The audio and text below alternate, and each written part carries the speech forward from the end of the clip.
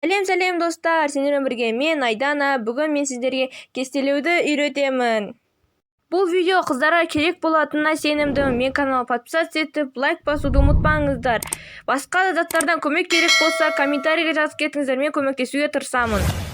Мынау менің өзім қолыммен кестелеп тігіп шыққан қызым.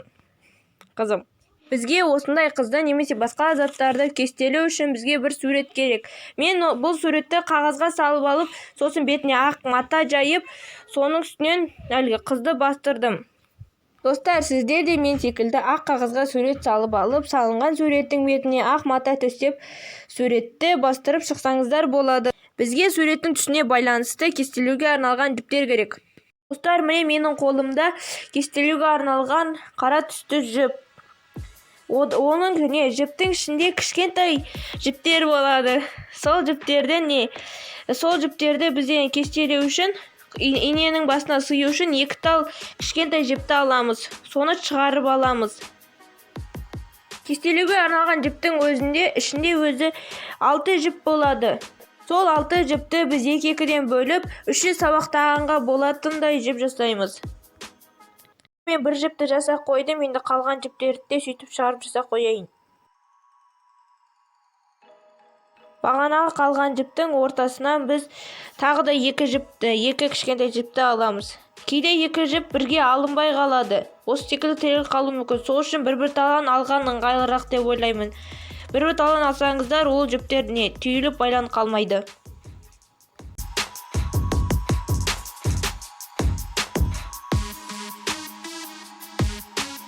Бір талан 2 болдық, енді оларды қосайын.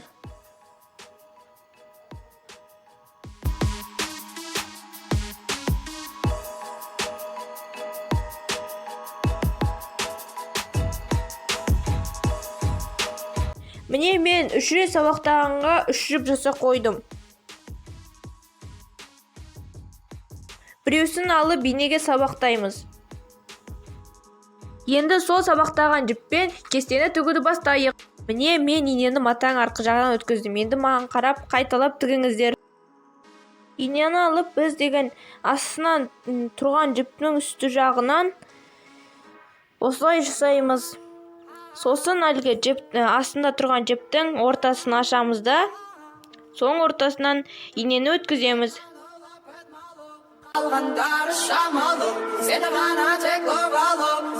Өткіздік, енді қалғандарын да осылайынан тігіп шығамыз. Сіздер де осылай тігіңіздер.